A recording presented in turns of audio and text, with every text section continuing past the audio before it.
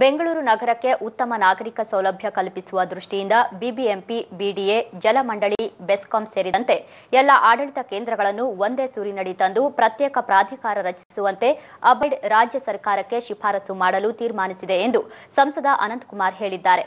ವಿಶ್ವದಲ್ಲೇ ಅತಿ ವೇಗವಾಗಿ ಬೆಳೆಯುತ್ತಿರುವ ಬೆಂಗಳೂರಿಗೆ ವಿಶ್ವ ದರ್ಜೆಯ ಮೂಲ ಸೌಲಭ್ಯ ಕಲ್ಪಿಸಲು ರಾಜ್ಯ ಸರ್ಕಾರ ತೀರ್ಮಾನಿಸಿದೆ ಎಂದು ತಿಳಿಸಿದ್ದಾರೆ.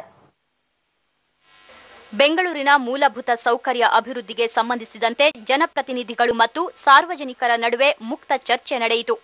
ಬೆಂಗಳೂರಿನ ಕೋರಮಂಗಲದಲ್ಲಿರುವ ರಾಷ್ಟ್ರೀಯ ಕ್ರೀಡಾಗ್ರಾಮದಲ್ಲಿ ಬೆಂಗಳೂರು ಮೂಲಭೂತ ಸೌಕರ್ಯಗಳ ಅಭಿವೃದ್ಧಿ ಕಾರ್ಯಪಡೆ ಅಬೈಡ್ ಏರ್ಪಡಿಸಿದ್ದ ಸಾರ್ವಜನಿಕ ಸಂಪರ್ಕ ಸಭೆಯಲ್ಲಿ ಬೆಂಗಳೂರು ಲೋಕಸಭಾ ಸದಸ್ಯರಾದ ಅನಂತಕುಮಾರ್, ರಾಜ್ಯಸಭಾ ಸದಸ್ಯ ಹಾಗೂ ಅಬೈಡ್ನ ಸಂಚಾಲಕ ರಾಜೀವ್ ಚಂದ್ರಶೇಖರ್, ಡಿಬಿ ಚಂದ್ರೇಗೌಡ, ಪಿಸಿ ಮೋಹನ್ ಹಾಗೂ ನಗರದ ಹಲವು ಶಾಸಕರು ಪಾಲ್ಗೊಂಡು ತಮ್ಮ ಅನಿಸಿಕೆ ವ್ಯಕ್ತಪಡಿಸಿದರು.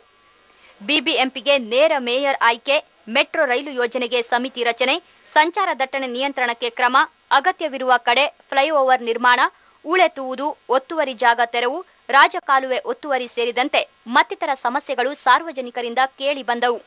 ಇದೇ ಸಂದರ್ಭದಲ್ಲಿ ಮಾಧ್ಯಮ ಪ್ರತಿನಿಧಿಗಳೊಂದಿಗೆ ಮಾತನಾಡಿದ ಸಂಸದ ಹಾಗೂ ಅಬೈಡ್ನ ಉಪಾಧ್ಯಕ್ಷರೂ ಆಗಿರುವ ಅನಂತಕುಮಾರ್, ಬೆಂಗಳೂರನ್ನು ವಿಶ್ವದಲ್ಲಿಯೇ ಮಾದರಿ ನಗರವನ್ನಾಗಿಸಲು ಅಬೈಡ್ ಶ್ರಮಿಸಲಿದೆ.